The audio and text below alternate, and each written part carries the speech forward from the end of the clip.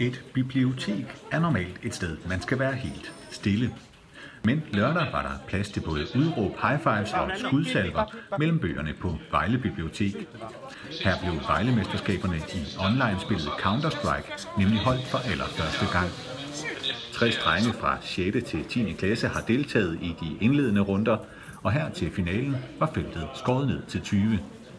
De fordelte sig på 4 hold, og selvom solen udenfor skinnede fra en skyfri himmel, var deltagerne vilde med at sidde og game bag nedrullede gardiner. I deres verden er der nemlig intet, der slår Counter-Strike. Altså det, der er fedt ved Counter-Strike, det er sådan et taktisk spil, og man skal meget koncentrere sig om det.